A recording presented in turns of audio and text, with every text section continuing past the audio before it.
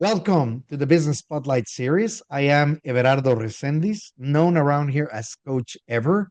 I am a certified executive and business coach with Action Coach in Northwest Louisiana.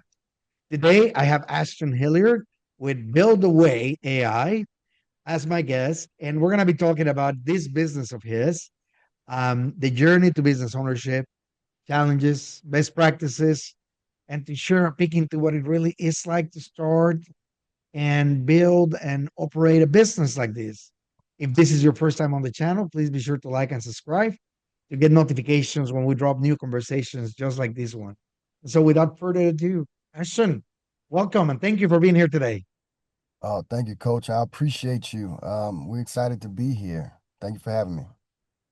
Great. Would you share with us a brief overview of your background and tell us a little bit about this business of yours?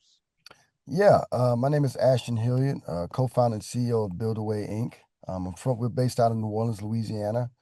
And what we do is we are a business intelligence system that helps home service providers of teams of 1 to 5 with with their admin services, right? So think about the issues of scheduling, invoicing, and those phone calls that these guys struggle with on a consistent basis. So we help out with those things based on lived experiences, and that's what we do. You found a need in the marketplace. You decided this is something that we can solve through technology, right?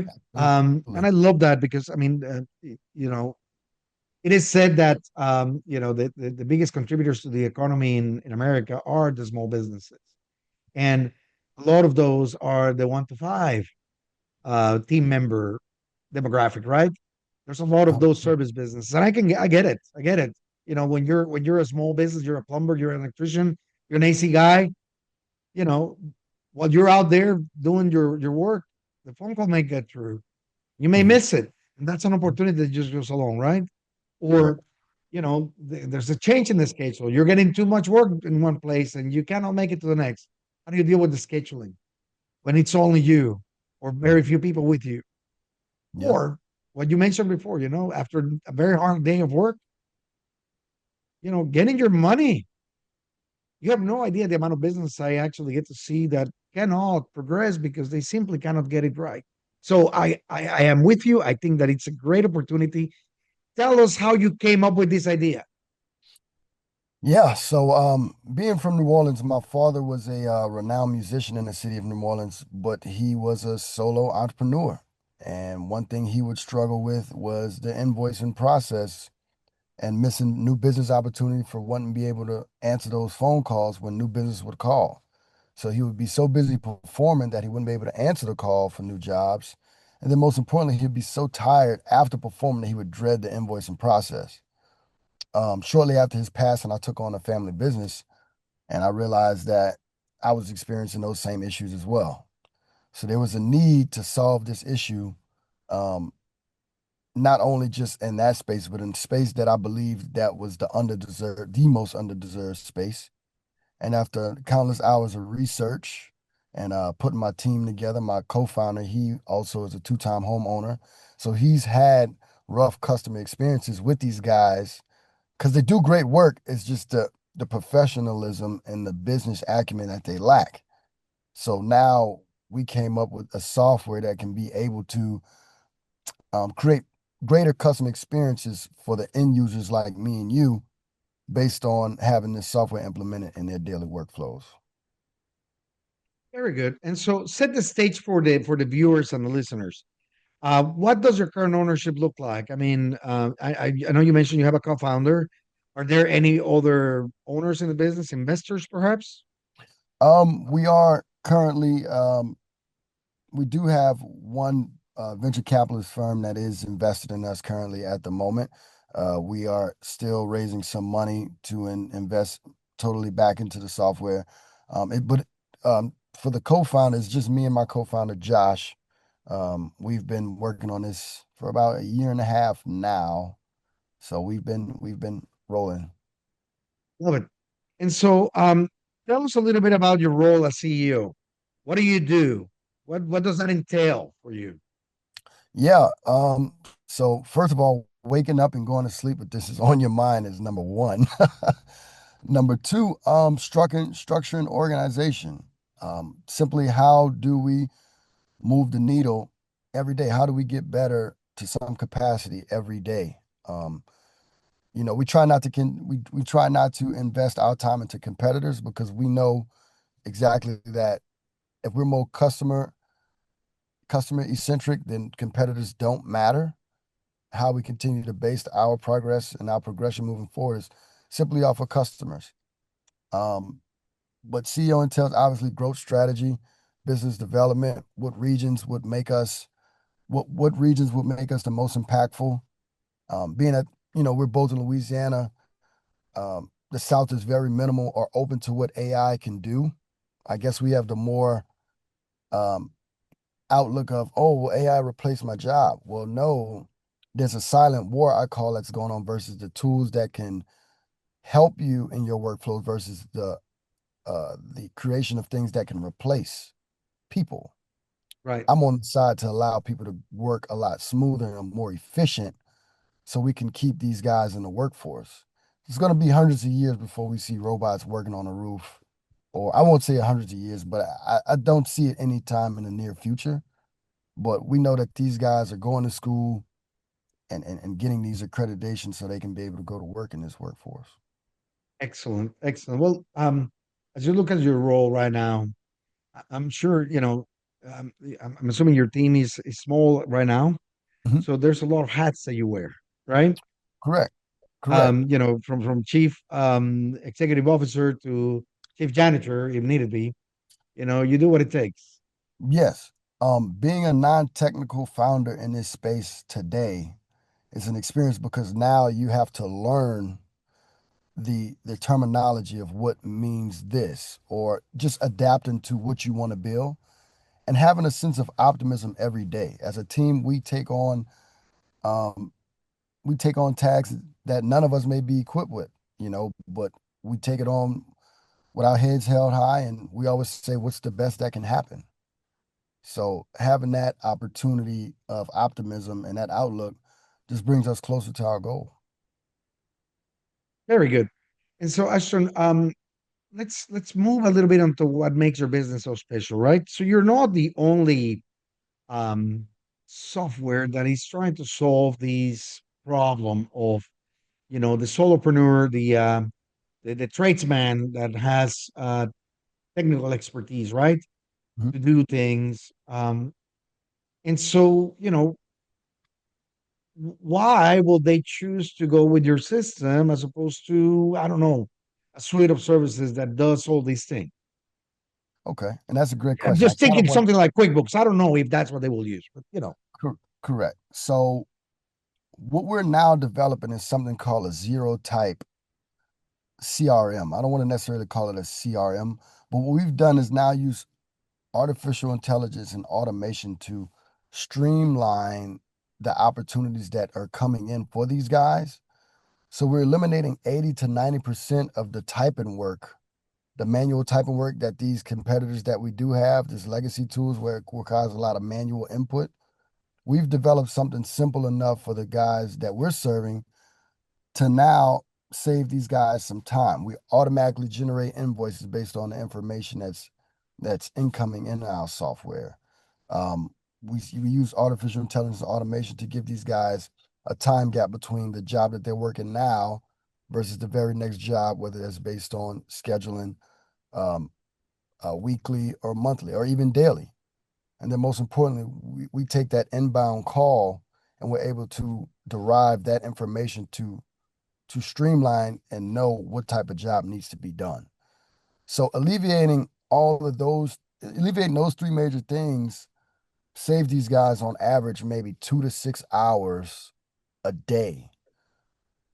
And we're understanding that these guys work on average 18 hours a day. So these guys usually wake up, the sun's not up, and then they get home, the sun's down. So we're talking about guys that work in 18 hours average. So giving these guys some time back, some organization, some structure, I think is something very pivotal to these guys. And I think once they understand what we're doing, I think the customer loyalty will be there. I love it. I love it. I think it's a great solution. And so, of course, this is let's call it in the early stages, right? Hmm. You've already launched. You have a solution that works, right? Hmm. You're in these trial phase of this system, right? Getting feedback from the users. Um, but what is one thing you wish more people knew about Build Away AI? Um, I wish people understood that we're here to help. I want people to understand that we're not a legacy software out here trying to bombard you with things that you really don't need. We're more of a solution driven company. We're not here to bombard you with things that may seem um, unethical to use for you and your team at the moment, or whether it's just you by yourself. So understanding that we're building a solution based on problems that we see daily. So we're a solution driven company. Yeah. And so that leads me to the question of marketing, right? Which is something that is vital for every business out there. It Mhm. looks different for everybody, of course, and it also looks different for wherever you are, what stage you're in your business, right? If you're Mhm. starting off, or if you've been, there for a while, or you're a legacy, the marketing is done a different way. But it's an area that most business people struggle with because it's that promotional part, right? That getting that message out there, or that one, I exist. Number two, that I am a really good solution, and we may be a good fit. And so I'm always curious about what successful people do when it comes to marketing. How do you approach this issue of marketing, getting the word out there that you have something good to offer people, that you're trying to help, right? Mhm. You're there with a solution to really help them reclaim time that they can, start enjoying their life too. Yeah, no, 100%. So our marketing approach has, as we derived our marketing approach, we want it to be different from competitors. So I think our approach is a little bit more go to it's boots on the ground. So we obviously are developing partnerships with nonprofit trade organizations, workforce development organizations. These guys are developing the future of the next HVAC techs, plumbers, electricians. So we want to be able to meet those guys where they're at and physically gain their trust and tell them, look, this is what we're doing, this is how we're doing it, and this is where it benefits you. Now, granted, there's alumni that's from these workforce development and nonprofit organizations. So now we're taking the opportunity to, with that partnership that we're developing with these organizations, we want to have opportunity to teach them how we can help them. And it's greater that we can have those guys sit down in a mass amount to say, well, hey, I think this is something valuable to us. Let's see how it works for us. And that opportunity right there is the opportunity to scale with under one roof of many of these type of organizations that exist out Right. here.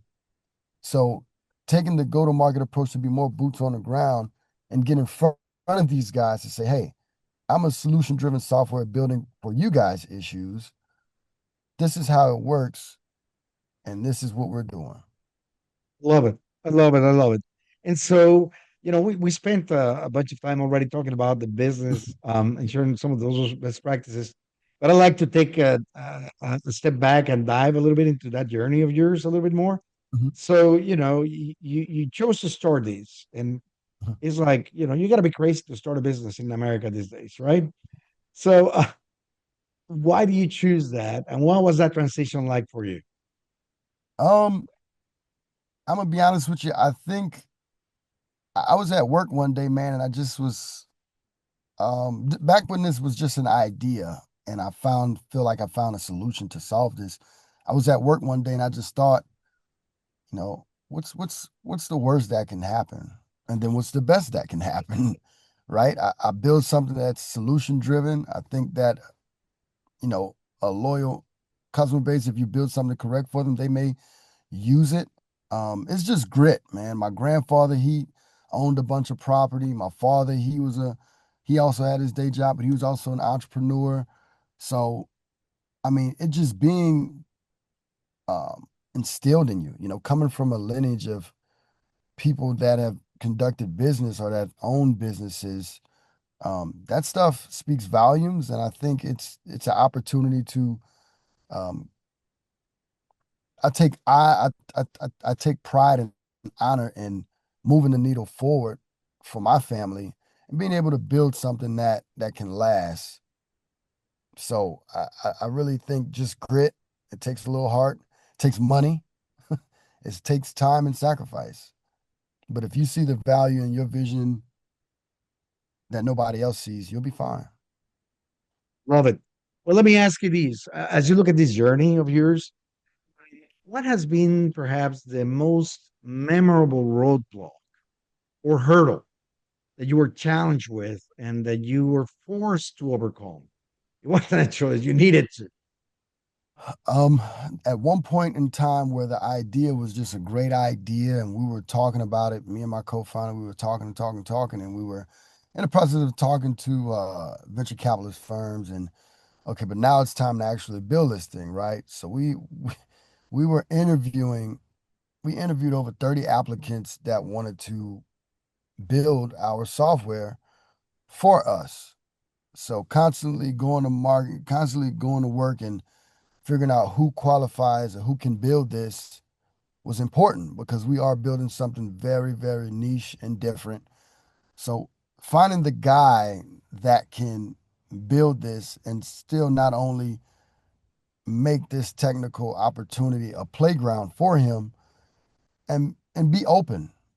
Um, this was something big for somebody to build, and us really just trying to overcome that hurdle of finding the right person. And with time and sacrifice and faith, we were able to find the right person to build it.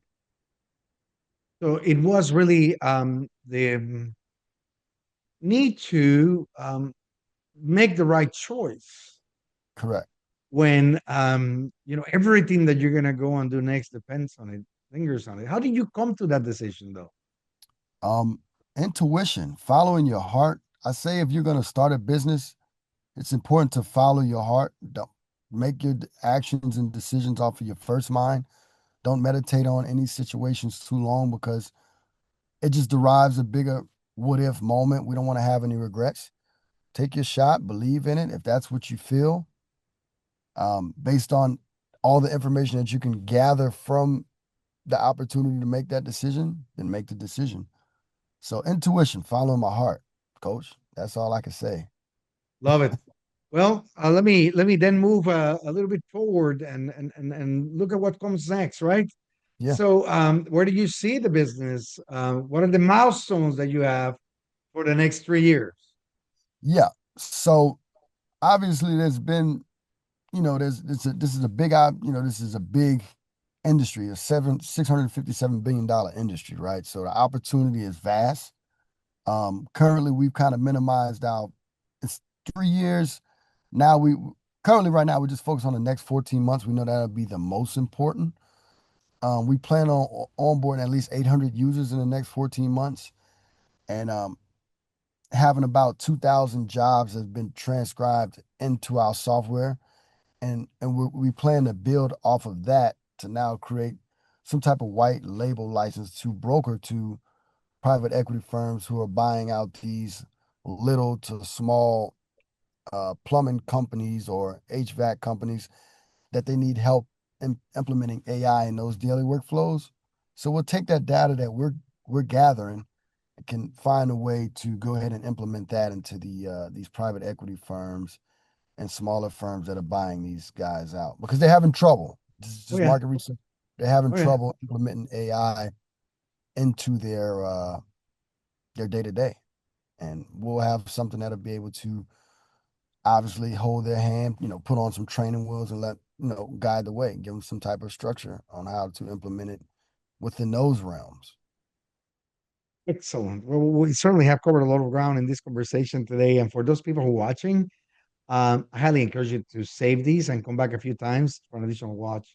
There's a lot of great nuggets here. Yeah. But as we begin to wrap up, Ashton, I have a few rapid fire questions. So, Yep. quick, top of head answers for each, okay? Yep. What is the key to success for you? Great. What is your one piece of advice for other business owners? keep going. Sometimes when even when you don't feel like it. Keep going. It What gets is better. one book that you have read or you're reading and you believe that anybody in business should get their hands on? Um, this The Way of a Superior Man. It's a co-ed read. The Way of a Superior Man. Interesting. All right. And so if you had to choose only one area of your business you will immediately improve tomorrow, what will that be? Traction. What does that translate into? What do you mean by this? Traction. Um, just more users, getting more users, more opportunity, more value, bringing more value to these guys, understanding that we're a help. Love it. Before we get into the final question of the day, how can other people learn more about you or your company? How can they get in touch? Absolutely. So www.buildaway.ai is our website. We're located here in New Orleans. So if you're ever down in New Orleans, don't hesitate to reach out.